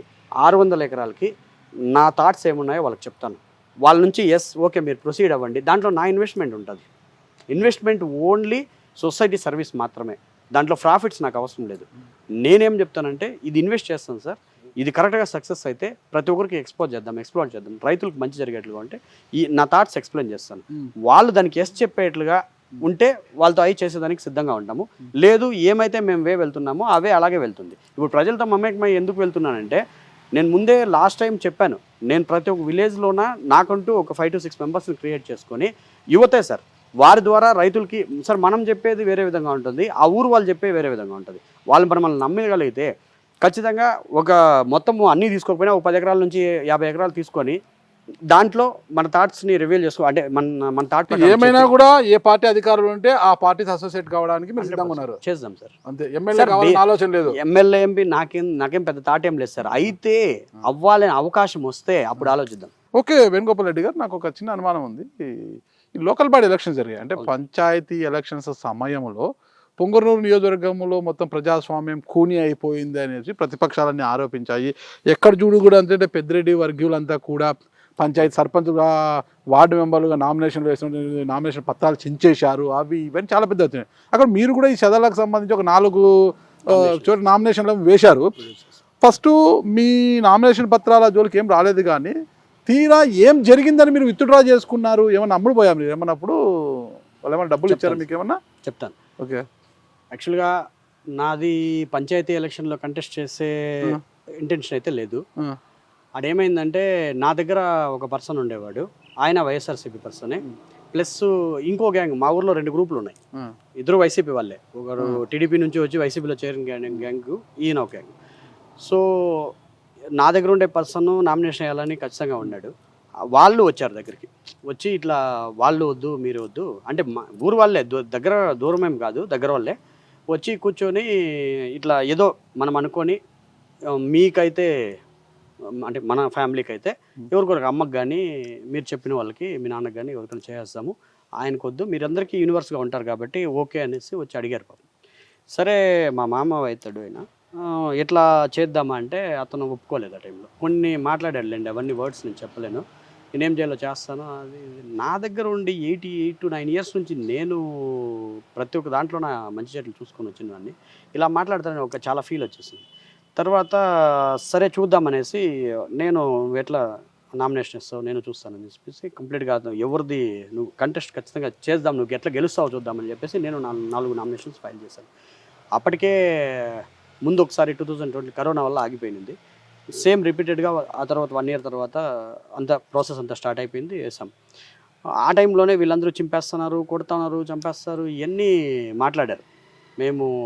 నేను దేనికి ఇది అవ్వలేదు, ఎందుకంటే ఆత్మాభిమానం అనేది నాకు చాలా స్ట్రైట్ ఫార్వర్డ్గా ఉంటుంది సార్. ఎప్పుడు కూడా నీతి నిజాయితీ నిబద్ధతతో ఉంటాను. చూద్దాం ఏమవుతుందో చూద్దామని చెప్పేసి నామినేషన్స్ ప్రొడ్యూస్ చేశాను. ఆ 4 యాక్సెప్ట్ అయినాయి. నాకు ఇప్పటికీ తెలియదు ఏమంటే, ఫైనల్ లాస్ట్ నామినేషన్ విత్డ్రా మందే. నేను ఎందుకు విత్డ్రా చేసుకున్నానంటే 72 పంచాయతీల్లోన 71 పంచాయతీల్లో కంప్లీట్గా వెళ్ళిపోతే నా ఒక పంచాయతీల్లోనే అప్పటికి స్టాండర్డ్గా ఉంది. ఇంకో విషయం ఏంటంటే ఆపోజిషన్ పార్టీ నుంచి నథింగ్, ఎవరు ఫోన్లో చేయలేదు, ఆడ ఉండేది తెలుసు, కనీసం ఫోన్ చేసి మీరు స్టాండ్గా ఉండండి అనే ఒక మాట నాకు అష్యూరెన్స్ రాలేదు. సో నేను రామచంద్రారెడ్డి గారు వాళ్ళకు మొత్తం అందరూ వచ్చారు ఇంటికి సార్, టోటల్ మండల నాయకులు, నియోజకవర్గ స్థాయి నుంచి ఉండే నాయకులు అందరూ వచ్చారు. వాళ్ళ బ్రదర్ కూడా అంటే పెద్దిరెడ్డి గారు కూడా వచ్చి లాస్ట్లో ఇచ్చేయడం జరిగింది. పెద్దిరెడ్డి గారు వచ్చారు? పెద్దిరెడ్డి వచ్చి అంటే రామచంద్రారెడ్డి గారు రాలేదు, వాళ్ళ తమ్ముడు పెద్దిరెడ్డి అనే వాళ్ళు ఉన్నారు. అంటే బోయకొండ దగ్గర ఆయన చౌడేపల్లి ఇన్ఛార్జ్ అనుకుంటా బట్ కంప్లీట్గా. సో వాళ్ళు కంప్లీట్గా ఆయన దగ్గర నుంచి ఫోన్ చేయించి మీకు ఒకటే అష్యూరెన్స్ ఇస్తున్నాను, ఈ పంచాయతీ కనుక మీకు కావాలంటే ఖచ్చితంగా ఇస్తాం, ఇబ్బంది ఏం లేదు, కాకపోతే పలాని పర్సన్కి నేను మాట ఇచ్చాను, ఈ ఒక్కదానికోసము మన మధ్యలో అవసరమా అనే టైప్లో ఆయన అడిగాడు ఒక మాట. అంత పెద్ద మనిషి ఫోన్ చేసి ఒక మాట మాట్లాడి నాకు ఒక్కడన్నా ఇప్పుడు బీరాలు పలుకుతుండే వాళ్ళు ఒక్కడ కూడా నిలబడలేడు కదా సార్ ఆ రోజు. మరి నేను నిలబడ్డాను ఆ రోజు, నాతో పాటే వచ్చి ఇంకో 10 మంది నిలబడేది, ఫైట్ చేసేవాడిని. అంటే రామచంద్రారెడ్డి గారికి భయపడి మీరు వదులుకున్నారా? ఎలా భయపడతాం సార్? సార్ చెప్పినంత మాత్రం ఎందుకు విత్డ్రా చేసుకున్నారు? సిస్టమ్ కంప్లీట్ గా వన్ సైడ్ పోతాం సార్. ఇప్పుడు అదే చెప్పాను, కరెక్ట్ గా ప్లాట్ఫామ్ అనేది ఇంపార్టెంట్ సార్. ఇండివిజువల్ గా వేణుగోపాల్ రెడ్డి ఫైట్ చేయలేడు. సరే నా బలం ఏదో కొంతవరకు కొంతమేర ఉండొచ్చు, కానీ వేరే పార్టీ బలం తోడైతేనే మనం ఏమన్నా చేయగలం, లేదంటే ఏమీ చేయలేం. ఇప్పుడు అలాంటిది అపోజిషన్ పార్టీస్ ఒక్కటి కూడా నాతో రాలేదు, బట్ నేను ఒక్కడ ఎందుకు ఫైట్ చేయాలి? అందుకు విత్డ్రా చేశాను. చేసిన తర్వాత కూడా ఆయన వేరే అష్యూరెన్స్ ఇచ్చారు, మీరు రండి కలవండి, భవిష్యత్తులో ఎమ్మెల్సీ ఇస్తాం మా పార్టీ అవంతా చెప్పలేదు సార్. మీరు రండి కలవండి, మీకు ఏం కావాలో నేను చేయిస్తాను. వేణుగోపాల్ రెడ్డి వస్తే తుకారం అని వాళ్ళ తెలుసు, ఆయనకి డైరెక్ట్గా ఎప్పుడైనా వేణుగోపాల్ రెడ్డి ఫోన్ చేస్తే నువ్వు డైరెక్ట్గా తీసుకుని వచ్చేసి అని చెప్పాడు. బట్ ఇంతవరకు సార్ నేను ఏ రోజు వెళ్ళలేదు. ఆయన అంత అష్యూరెన్స్ ఇచ్చినా కూడా నేను నా పల్లెకి ఏం చేయాలనుకుంటున్నానో ఖచ్చితంగా చేసుకుని వస్తాను. ఇంతవరకు నేను ఇది చేయమని ఎవరిని అడగలేదు, నా వల్ల అయితే నేను చేసుకొని పోతాను. నేనేమైతే పల్లెకి చేయాలనుకుంటున్నానో పండుగ పల్లెల్లో డెవలప్మెంట్స్ చేసుకోవాలని అనుకుంటున్నాను. డెవలప్మెంట్ అయిందా? డెవలప్మెంట్స్ ఇప్పుడు వాళ్ళ అథారిటీ ఉంది కదా సార్, నేనేం చేయగలను? మీ సొంతంగా మా సొంతంగా సొంతంగా చేయగలిగే నేను చేసుకొని వెళ్తున్నాను. ఇప్పుడు టెంపుల్స్ డెవలప్మెంట్స్ ఉన్నాయి, మన టెంపుల్స్ వరకు ఎవరు వచ్చి డొనేషన్ అడిగినా ఇస్తున్నాము. ప్రతి ఒక్క ఎవరైనా ఇంట్లో పెళ్ళి ఏమన్నా డెత్ ఇలాంటివి అయితే ఇంటి దగ్గరకు వస్తున్నారో వాళ్ళకి ఫైనాన్షియల్గా హెల్ప్ చేస్తున్నాను. ఇంక దానికంటే ఇంక నేనేం చేయగలను? సిస్టమ్ వాళ్ళ చేతుల్లో ఉంది కదా. అసలు మనకు వేణుగోపాల్ రెడ్డి గారికి నారక్క గారు వేణుగోపాల్ రెడ్డి విపరీతమైన ప్రచార యావా, ఎక్కడ పోయినా ప్రచారం కోరుకుంటాడు. ఎక్కడ గ్రామాలకు వెళ్ళిన సోషల్ మీడియా వెంట పెట్టుకొని పోతారు, వీడియోలు తీయించుకోవడం, ఫోటోలు దిగడము, ఇదంతా కూడా సెట్టింగ్ మాస్టర్ అని చెప్తుంటారు. Yes correct. ఎందుకంటే నేను ప్రతి ఒక్కటి పోస్ట్ చేస్తా ఉంటుంది. ఏ విషయం అంటే ఒకటే ఒక కన్సర్న్ సార్, మనం చేసే చెడు ఎవరికి చెప్పాల్సిన పని లేదు, మంచి ప్రతి ఒక్కరికి తెలియాలా. అది చూసి సోషల్ రెస్పాన్సిబిలిటీ ఉండే వాళ్ళు చాలామంది ఉన్నారు సార్. ధనవంతులు ప్రతి ఒక్కరూ చెడ్డోళ్ళేం కాదు, ప్రతి ఒక్కరికి సొంత ఊళ్ళకి ఏదో చేయాలనే ఒక యావ ఉంటుంది, కానీ దానికి కరెక్ట్ ప్లాట్ఫామ్ దొరకట్లే వాళ్ళకి. ప్రతి ఒక్కరూ నేను ఇంకా కంప్లీట్గా నేను చేసేది వదిలేసి ఇక్కడ వచ్చి సర్వీస్ చేస్తానంటే ఎవరి వల్ల కాదు కదా సార్. ఏదో వీకెండ్ ఇట్లా ఒక్కొక్క రోజు 2 రోజులు ఉంటాము, ఎవరైనా చేసే వాళ్ళకి హెల్ప్ చేస్తామంటే ఖచ్చితంగా మనం ఏం చేస్తున్నామో జనాలకు తెలియాలి కదా sir. That is the call social media, whatever it is, that is the platform to expose what we are doing. Main concern మంచి చేసేది ప్రతి 10 మందికి తెలియాలి. నేను ఆ ఉద్దేశంతోనే వెళ్తున్నాను సార్. నేను సినిమాటిక్ చేయాలనుకుంటే నాకంటే ఎక్కువ చేసేవాడు ఎవడో ఉన్నాడు ఇక్కడ. పొలిటికల్గా అంత నాలెడ్జ్ ఉంది నాకు, నేను ఇక్కడ లోకల్. కాకపోతే అవి ఎప్పుడు చేయం సార్. నేను ఎప్పుడు సొసైటీ సర్వీస్ చేయాలనే కోరుకుంటాను, సొసైటీ బాగుండాలని, మంచి సాంప్రదాయబద్ధంగా ప్రతి కుటుంబం ఉండాలని, ప్రతి కుటుంబంలో కనీసం ఏదో ఇప్పుడు ఊర్లో 100 కుటుంబాలు ఉంటే 100 అని తెలుసుకోవాలి, ఒక 2 కుటుంబాలు వేణుగోపాల్ రెడ్డి మాకు సహాయపడ్డాడు అని అనుకుంటే చాలు సార్, మన జీవితం సార్థకమవుతుంది. దానికోసమే నేను ఈ సర్వీసెస్ ఎక్కువ వెళ్తున్నాను. ఆ రోజు పంచాయతీలు మీరు చెప్పిన మాట నా చెవుల్లో మా వాళ్ళే అన్నారు, పెద్దిరెడ్డి మిమ్మల్ని భయపెట్టిచ్చేసాడు అని. ఈ రోజు కూడా మీడియా ముఖంగా పక్కాగా చెప్తున్నాను, రామచంద్రారెడ్డి గారు ఆ రోజు నన్ను థ్రెటన్ చేయలేదు. నాకు ఈవెన్ ఆయన చేయాలనుకుంటే ఎన్నో చేసి ఉండొచ్చు, బట్ కాకపోతే నేను ఇంతవరకు వాళ్ళ సైడ్ నుంచి ఎప్పుడు చిన్నవి సార్, అది ఆయనకు తెలుసో తెలీదో నాకు తెలీదు. మీరు రెడ్డి సమాజ వర్గానికి చెందినవారు కదా? అవును సార్. మరి రెడ్డి సమాజ వర్గం అంతా వైసీపీలోనే ఎక్కువగా ఉంటుంది కదా, మరి వైసీపీలో ఇప్పుడు టీడీపీలో రెడ్డి సామాజిక వర్గం లేదా? తక్కువ కదా ఉండేది. తక్కువేం లేదు. మీ దగ్గర కమ్మ సమాజ వర్గం తక్కువ ఎలా ఉంటుందో వాళ్ళ దగ్గర రెడ్డి సమాజ వర్గం చాలా అరుదుగా ఉంటుంది. అలా అంటే ఇప్పుడు వైసీపీలో సీట్స్ అలాట్ చేస్తున్నది మొత్తం ఎస్సీ ఎస్టీలకి ఇస్తున్నారు. మీరు పెద్దిరెడ్డి గారికి ఇంత భజన కొడుతున్నారు, ఇంత బాగా అవుతున్నారు, భజన లేదంటారా? భజన కాదు సార్, ఇది నా ఆవేదన మీకు అర్థం కావట్లేదు. నేను ఒక ఇండివిజువల్ పర్సన్, కామన్ మ్యాన్. ఆ రోజు నామినేషన్స్ దాఖలు చేసినాను, నన్ను ఎవరు ఆపలేదు.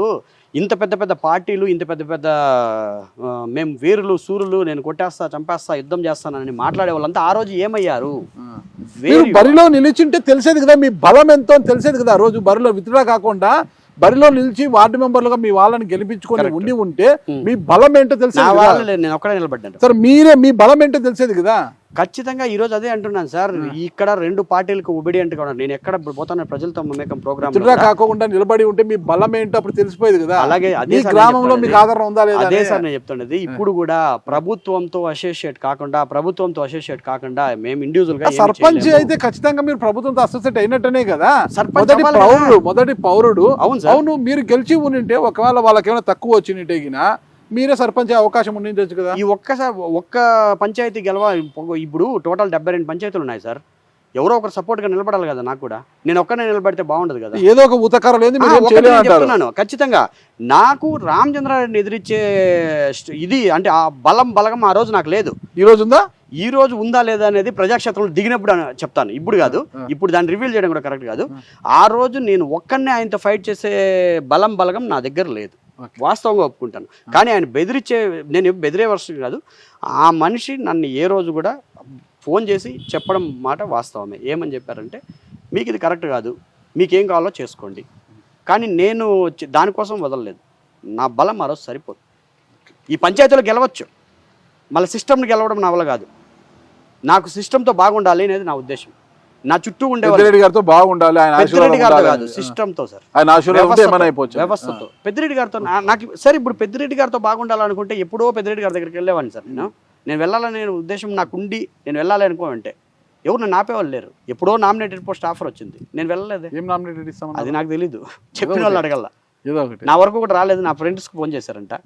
బట్ నేను వద్దు, మనకు అవసరం లేదు, మనం ఎలాగున్నామో యాజ్ ఏ కామన్ మ్యాన్గా బాగున్నాం, మనకేం అవసరం లేదని చెప్పేస్తాను. సో హ్యాపీగా అది అక్కడికి స్కిప్ చేశాను.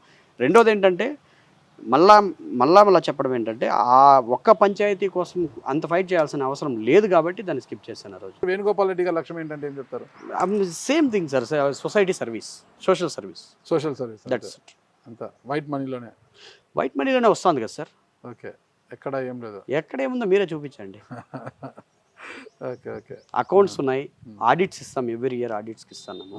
సో ఎక్కడన్నా ఉంది అంటే పెరిపెత్తులు అంటే any time they can catch it. ఇప్పుడు అంతా ట్రాన్స్పరెన్సీ సార్. ఇప్పుడు చాలా మీకు 2016 2014 బిఫోర్ వేరు, 2016 తర్వాత మారిపోయింది, చాలా మార్చేశారు. ఏ పార్టీ మిమ్మల్ని పిలిపివ్వలేదు, ఏ పార్టీ మిమ్మల్ని అసోసియేట్ కాలేదు. మీరేమైనా ఒక రాజకీయ పార్టీ పెడతారా? అంత లేదు సార్.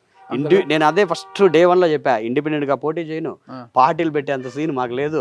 నా పరిధి ఉన్నది పొంగనూరులో మాత్రమే కాబట్టి నేను పొంగనూరు వరకు తిరుగుతాను. పొంగనూరు దాటి బయటికి పోరు. ఇప్పుడు ప్రస్తుతానికి నా దగ్గర లేదు. ఓకే, భవిష్యత్ లక్ష్యం తర్వాత చూద్దాం సార్. ఇప్పుడు సార్ ప్రతి ఒక్క దానికి డబ్బే ప్రధాన కారణం. ఇప్పుడు నేను ఎంత మోయగలను అంతే మోయగలను. నా పరిధి సార్. బంగారు మోస్తున్నారు సార్, ఇది ఇంత బంగారు, ఇదంతా బాగా సార్. ఇప్పుడు ఇల్లు ఇది కట్టాము అని చెప్పేసి మీరు అది సార్ ఒకటి సార్, హౌస్ అనేది మన లైఫ్ స్టైల్ బాగుండాలి. తర్వాత మన చుట్టూ బాగుండాలంటే కనీసం ఈ పచ్చని ఇంటికి వెళ్ళామంటే మనకేదో మంచి జరుగుతుందనే ఉద్దేశం ఉంటుంది. కాబట్టి ఈ హౌస్ కొంచెం పెద్దగా కట్టడము, ఈ ఏరియాలో ఉండడం కూడా నాకు ముఖ్యంగా. మీకు అయ్యో ఇవి వేసుకున్నాము సార్, లేకుండా తిరిగిన రోజులు కూడా చాలా రోజులు ఉన్నాయి, వస్తువులు కూడా ఉన్నాం. ఇప్పుడు ఏ కారు ఉంది మీతో? నాకు ఇప్పుడు యాక్చువల్గా ఫార్చునర్ ఉన్నది, ప్లస్ ఇప్పుడు రీసెంట్గా ఎంజీ ఒకటి కొన్నాను, గ్లోస్టర్. ఆడి బెంజ్ ఇవంతా అంత లేదు sir. Force sir, I'm middle class man. మీరు మిడిల్ క్లాస్? ఖచ్చితంగా మిడిల్ క్లాస్ మ్యాన్ సార్. ఇంత పెద్ద భవంతులు ఉన్నారా సార్? భవంతు ఇప్పుడు మిడిల్ క్లాస్ లైఫ్ స్టైల్ కి పెద్ద భవనానికి సంబంధం లే. నేను మిడిల్ క్లాస్ లైఫ్ స్టైల్లోనే బతుకుతాను. మీరు బతకచ్చు కానీ మిడిల్ క్లాస్ కాదు కదా. I'm middle class only. ఆ లైఫ్ స్టైల్తో బతుకుతుంటే నేను మిడిల్ క్లాసే. ఇప్పుడు కూడా నేల మీద కొనుక్కుంటాం కావాలంటే, ఇబ్బంది ఏం లేదు. వారానికి ఎన్ని రోజులు మంది వేస్తారు? నేను మంది వేసేది ఏంటంటే మీరు ఎన్నిసార్లు వేస్తారు సార్? నాకు అలవాట్లేదు సార్. అంతేనా? అంతే సార్. సార్ ప్రతి ఒక్క దానికి ఇప్పుడు భోజనము, మందు, ఇంకొకటి ఇవంతా లైఫ్ స్టైల్లో ఒక భాగం అంతే సార్.